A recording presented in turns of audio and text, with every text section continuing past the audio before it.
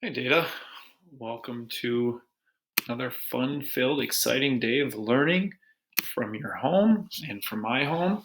Talk about logarithms today. We're really going to focus on one little part of them. I think it's the most useful part, in my opinion. So I'll start with some basics here. Not even a joke today. After all that rain, my basement's not flooded, but I should make a joke, but I got nothing. So hopefully your basements aren't flooded. So let's see. Let's say I was going to ask you a question like this: X plus 5 equals 8. All right, and I said to somebody in class, let me zoom in a little bit here. I said to somebody in class, hey, Jude, how do you solve this? Of course, Jude, just to pick a random name, would say, oh, Mr. Manor, just subtract 5 from both sides. I would go x equals 3. And I would follow it up with a question of like, Jude, why did you subtract 5? Like, what gave it away that you had to subtract 5? And Jude, being of utmost crazy intelligence, would say, well, Mr. Manor, because it's plus 5, the opposite of plus is minus. So it undoes the problem, right? So now we're set and we solved it. So similarly, I put up the next problem, x minus 2 equals 5, right? And I say to Tori, Tori, how do you solve this? And she said, well, Mr. Manor, you just add 2 because, she says, if I add 2 there, I got x equals 7. And I said, well, why'd you add 2? She said, well, because undo subtraction, it's addition. And I said, that's brilliant, Tori, just brilliant. And then I go on to like Kaylin. And I say to Kaylin, all right, Kaylin, 2x equals 8. How do you solve that? And Kaylin says, well, Mr. Manor, divide by 2. And I said, that's exactly right. How did you know to do that? And she said, well, it's multiplication, and I always undo multiplication with division. So I got x equals 4. I said, that's just tremendous. And then I go on and I say, all right, let's say it's x over 4 equals 10, right? And I say to Nick Freckman, just Nick, some random Nick, hey, Nick, how do you solve this? And Nick says, oh, Mr. Manor, I know division, undo that, you multiply, right? So when I multiply, I get x equals 40. Perfect. That is outstanding, Nick. Just outstanding. Okay.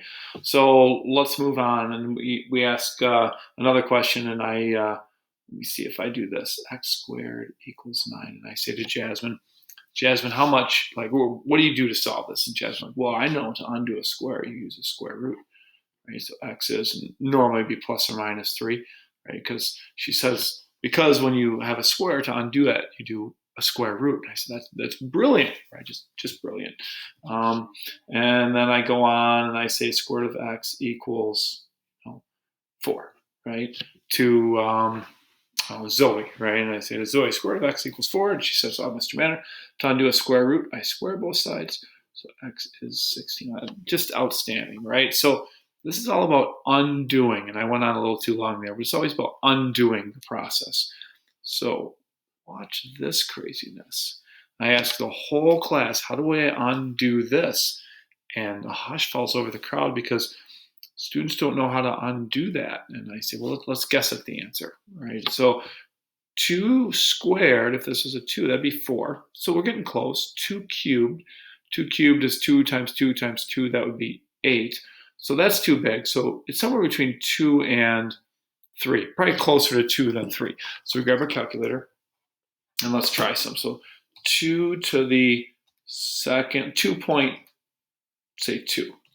And that comes out to be 4.59. Well, I wanted 5, so let's try again. 2 to the 2.4. Oh, too big, 5.27.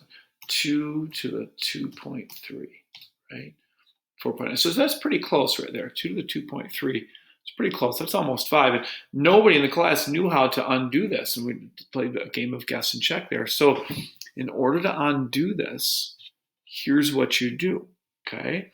You do log base 2 of 5 is going to give you my exponent. Right? So when you're doing this problem, make this be our first problem. That was just for fun at the top to show you how to undo things. To undo an exponent, you use a logarithm. Okay, so undoing an exponent, you use a logarithm. So we will go over to decimals. Actually, I'll use the calculator, and then I'll put a separate video up of decimals and using logarithms. So I would use in my calculator If you're using a calculator, you're going to go two different ways that you can do it. I guess the best way is math. Math, and then up to log base. And it's just going to be log base 2 of 5, and enter. And it's 2.32. 2.32, which is what I thought it was going to be close to. So I write that down, x equals 2.32. 2.32. So let's just try that. 2 to the power of that number should give me exactly 5, and it does. Right? So how do I undo an exponent in x? I use a logarithm. Let's do another one. 4 to the x power equals 17. Right? I have no idea how much that is. Again, 4 squared would be 16, so we're close, a little bit more than that. So 4 to the 2.1 or something like that. So how do I undo that? Well, I use a logarithm. So I use log. Now remember, this is called the base. This is called the exponent. We're looking for the exponent, so log base 4 of 17 equals x. And I use a calculator, and I go log. Where'd you go, log? Oh yeah, sorry, math. And again, I'll put this on. Oops, sorry, math up. I can't think and talk at the same time. Log base 4 of 17, and that will give me my answer of 2.04. So x equals 2.04.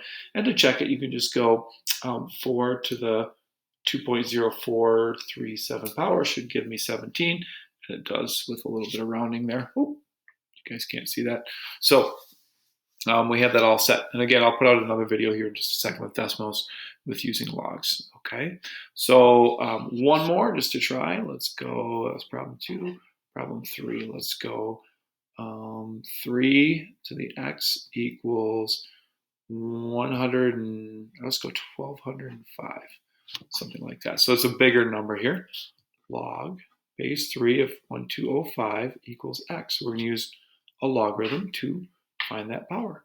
So math log base 3 of 1205.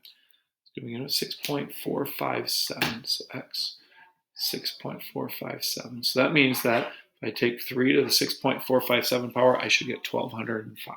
Okay, and again, you can check it. 3 caret 6.45. Actually, you know what? This number, all those decimals, you get 1205. Perfect.